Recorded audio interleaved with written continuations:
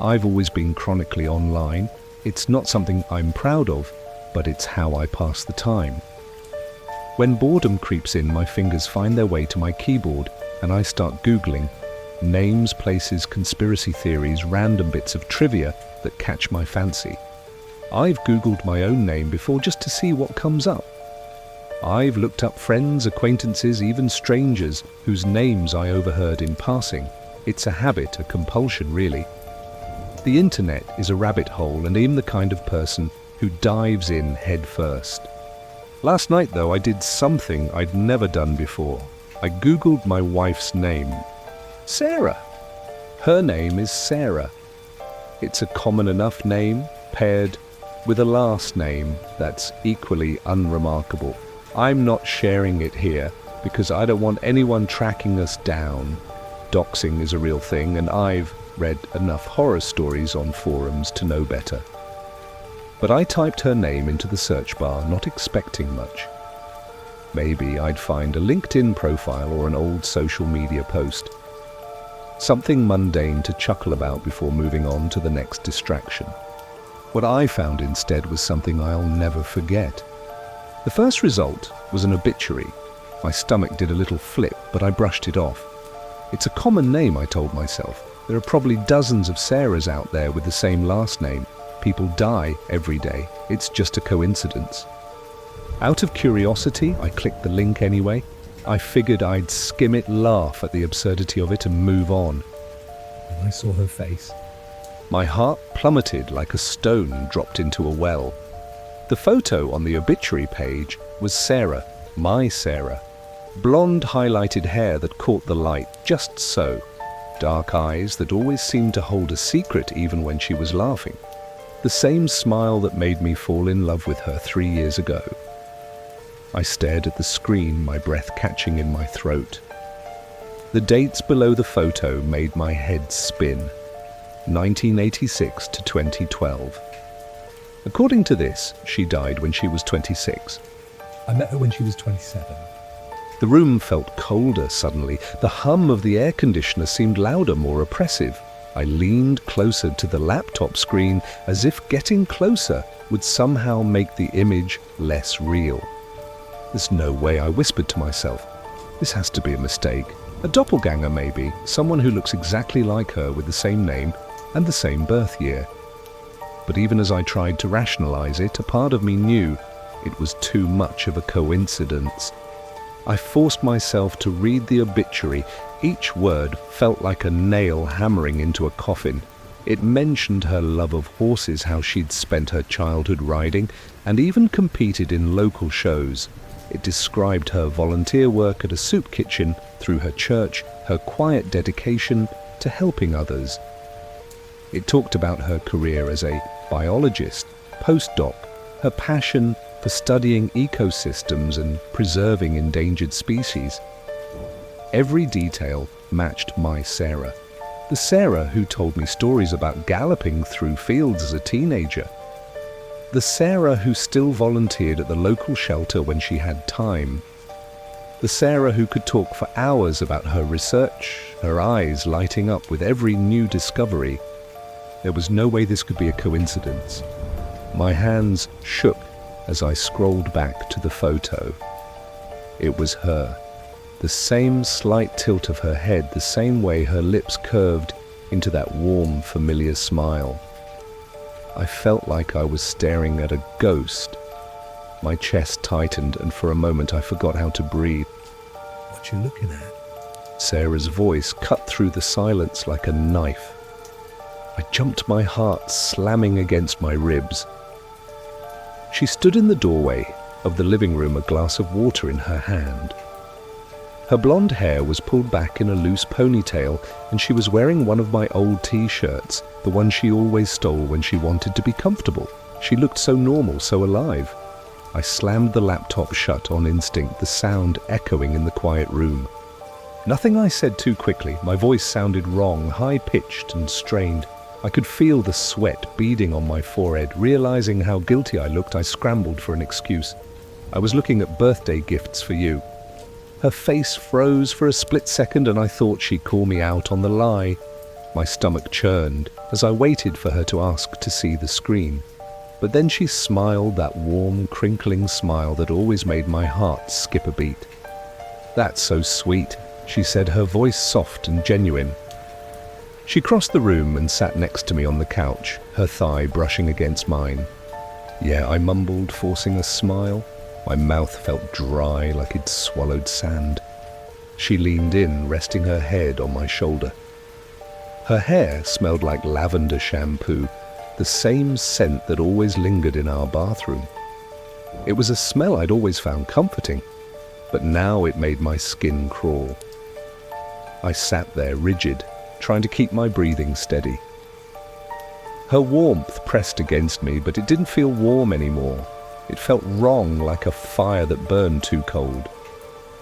A chill ran down my spine, settling deep in my bones. We sat like that for what felt like an eternity.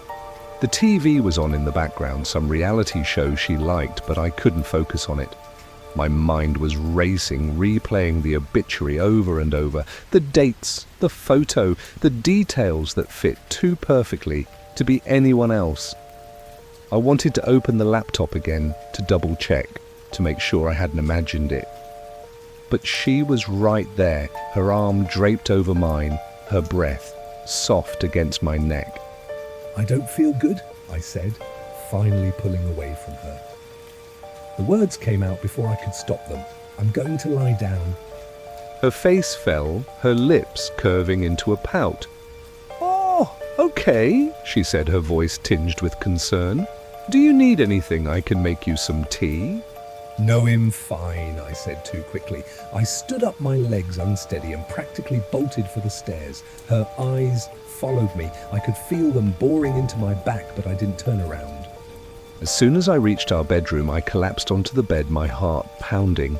I fumbled for my phone, my fingers clumsy, as I pulled up the obituary again.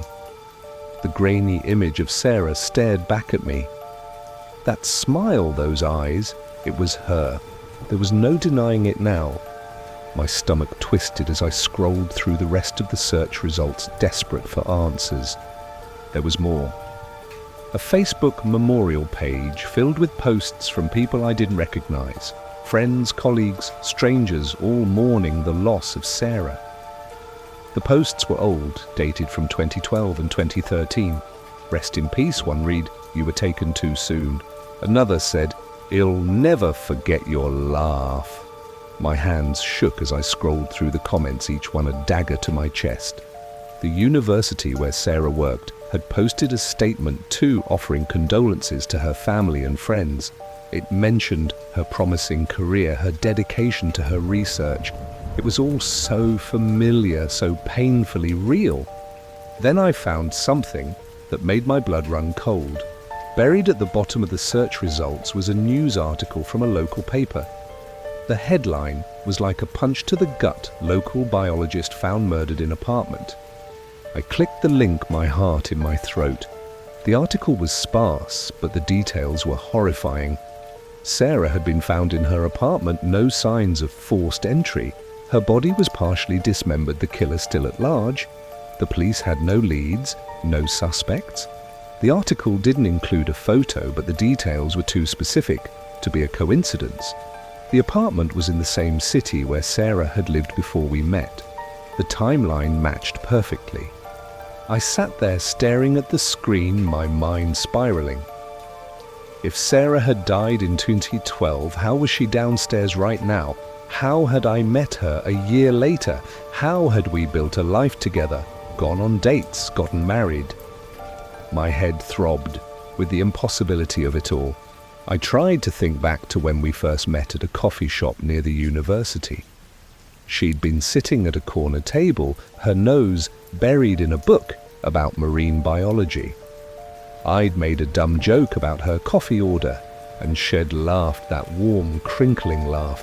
It had felt so real, so normal, but now every memory felt tainted, like a dream I couldn't trust. A sound snapped me out of my thoughts. The bedroom door creaked open slowly, the hinges groaning in the quiet. My heart stopped as I looked up. Sarah stood in the doorway, her silhouette framed by the dim light from the hallway. The light was off behind her, casting her face in shadow. I couldn't see her eyes, but I could feel them watching me. "Sarah," I said, my voice shaking. The word felt foreign in my mouth, like I was addressing a stranger. "I came up to check on you," she said, her voice soft and cool. It was the same voice I'd heard 1,000 times, but now it sent a shiver down my spine. There was something off about it, something too calm, too measured. "Thanks," I said, scrambling to turn off my phone. I shoved it behind me, hoping she hadn't seen the screen.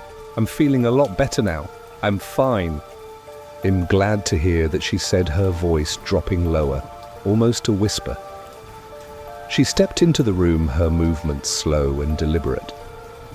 The floorboards creaked under her weight and I flinched at the sound. She climbed onto the bed next to me, the mattress dipping slightly. I held my breath as she wrapped her arms around me, her skin cool against mine. "I love you, baby," she whispered, her breath hot against my ear. "I love you too," I said, the words sticking in my throat. They felt like a lie, like I was speaking to someone or something else entirely. She nestled closer, her head resting on my chest. I lay there stiff as a board, my heart racing. The room was dark except for the faint glow of the streetlights filtering through the curtains. Every sound seemed amplified, the creak of the house settling the distant hum of the refrigerator downstairs. I could feel her breathing, slow and steady, but it didn't comfort me. It felt wrong, like the rhythm was too perfect, too mechanical. I stared at the ceiling, my mind racing with possibilities. Maybe Sarah had an identical twin who died, and she took over her identity for some reason. Maybe she was in witness protection, and the obituary was a cover to keep her safe. But those explanations felt flimsy, like something out of a bad movie. The more I thought about it, the darker my theories became. What if she wasn't human at all? What if she was some creature from a folktale, a shapeshifter, or a spirit that had taken Sarah's form? The thought was absurd, but it clung to me, refusing to let go. The minutes dragged on, each one heavier than the last. Sarah's breathing slowed even further, and I realized she was asleep. Her arm was still draped over me, pinning me in place. I didn't dare move. My phone was still tucked behind me, the screen probably still glowing with the obituary. I wanted to grab it to keep searching for answers, but I was terrified of waking her. What if she saw? What if she knew what I'd found? I lay there for hours, my mind a whirlwind of fear and confusion. The house was quiet, too quiet. Every creak, every rustle made my heart jump. I kept replaying the news article in my head. No signs of forced entry, partially dismembered. Killer still at large. The words looped endlessly, each one a fresh wave of dread. I tried to picture the Sarah I knew, the one who laughed at my terrible jokes, who sang off key in the shower, who cried during sad movies. Could that Sarah be a murderer? Or worse, could she be something else entirely? As the night wore on, my thoughts grew wilder. I started to notice things I'd never paid attention to before. The way Sarah sometimes seemed to know things she shouldn't like when he'd be home late without telling her. The way she never talked about her past, not really. She'd mention her childhood in vague terms, but there were no family photos, no old friends who ever came around. I'd always chalked it up to her being private, but now it felt sinister, like she was hiding something. I thought about the day we moved into this house. She'd been so excited picking out paint colors and rearranging furniture. But there was one moment that stuck out now, a moment he'd brushed off at the time. We'd been unpacking boxes in the attic when he'd found an old journal tucked away in a corner. It wasn't hers, she'd said quickly, snatching it from my hands. Just something left by the previous owners. But the way she'd grabbed it, the way her eyes had darted away from mine, it felt wrong. I hadn't pushed her on it, but now I wondered what was in that journal. Was it hers? Was it proof of something I didn't want to know? The more I thought about it, the more the pieces didn't fit. Our life together had always felt so normal, so perfect. Too perfect, maybe. Like it was staged. I remembered little things now, moments that seemed innocuous at the time, but now felt like clues. The way she'd sometimes stare out the window at night, her expression unreadable. The way she'd wake up gasping from nightmares but refuse to tell me what they were about. The way she'd sometimes call me by a nickname I'd never heard before, then laugh it off like it was nothing. I glanced down at her sleeping form. Her face was peaceful, her lips slightly parted. She looked so human, so real. But I couldn't shake the feeling that I was lying next to a stranger. My skin prickled as I watched her chest rise and fall. Was she really asleep? Or was she watching me, waiting for me to slip up? I needed answers. I needed to know who or what I was dealing with, but I was terrified of what it'd find. If Sarah was dead, if the real Sarah had been murdered, then who was this? And if she was some kind of imposter, why had she chosen me? What did she want? The clock on the nightstand read 3 to 17 a.m. The house was silent now, the kind of silence that feels like it's pressing down on you. I carefully slid my arm out from under her, trying not to wake her. She stirred slightly, a soft murmur escaping her lips, but she didn't open her eyes. I held my breath, waiting until I was sure she was still asleep. Then I reached for my phone, my hands trembling as I unlocked it. I opened the browser again, pulling up the obituary. I read it over and over, looking for something, anything that might give me a clue. But it was the same as before. Her name, her face, her life. All laid out in black and white, like a story that had already ended. I scrolled through the memorial page again, reading the comments from people who claimed to have known her. One post caught my eye, a woman named Claire, who wrote, "I miss you every day, Sarah. You were my best friend." I clicked on Claire's profile, but it was private. I sent her a friend request anyway, hoping she'd see it and respond. Then I went back to the news article. I read it again, my eyes lingering on the gruesome details. No signs of forced entry. That phrase stuck with me. It meant whoever killed her had been let in. Someone she trusted. My stomach churned as I thought about it. Could it have been me? No, that was impossible. I hadn't even met her in 2012. But the thought lingered, a seed of doubt that grew with every passing second. I started searching for more articles, anything that might give me a lead. I found a few more mentions of the murder, mostly brief updates, saying the case was still unsolved. One article mentioned a person of interest, a man who'd been seen near her apartment, but there were no details, no name, no description. I tried to picture him, but all I could see was Sarah's face, her dark eyes staring back at me. I clicked through page after page of search results, my desperation growing. There had to be something, a clue, a hint that would explain this, but the deeper I dug, the less sense it made. There were no records of Sarah after 2012, no social media posts, no professional achievements, nothing. It was like she'd vanished from the world only to reappear in my life a year later. I glanced at her again, still asleep, her breathing steady. My heart was pounding so loud I was sure she'd hear it. I needed to get out of this room, away from her. I needed to think. I carefully slid off the bed, moving as quietly as I could. She didn't stir. I crept to the door, my bare feet cold against the hardwood floor. I held my breath as I turned the knob, praying it wouldn't creak.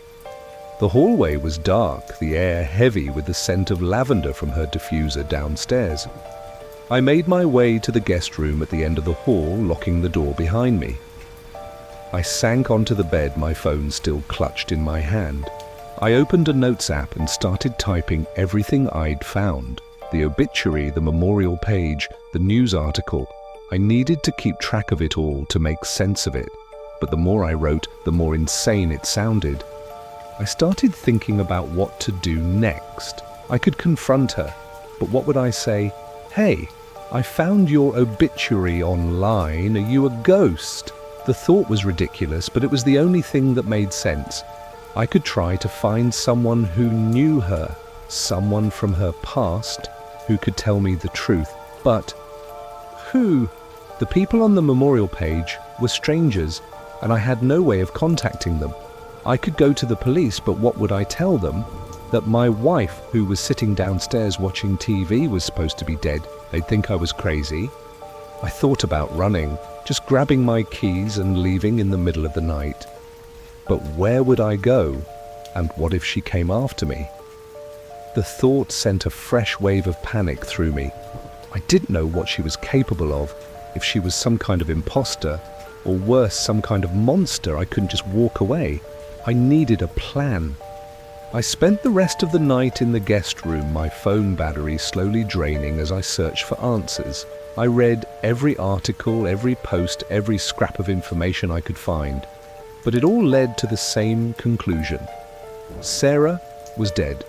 She'd been dead for over a decade, and yet she was here in my house, sleeping in my bed. As the first light of dawn crept through the window, I heard footsteps in the hallway. My heart stopped as they paused outside the guest room door. I held my breath, waiting for the knock, or worse, for the door to open. But then the footsteps moved away, heading back toward our bedroom. I let out a shaky breath, my hands trembling. I knew I couldn't stay here, not with her, not until I knew the truth, but I also knew I couldn't leave without answers. I had to find out who or what she was. I had to know why she'd chosen me. So here I am, typing this from the guest room, my phone, at 5% battery. Sarah is probably awake now, maybe wondering where I am. I don't know if I'm safe here. I don't know if I'll ever be safe again. All I know is that the woman I love, the woman I married, isn't who I thought she was. And whoever or whatever is in my house isn't the real Sarah.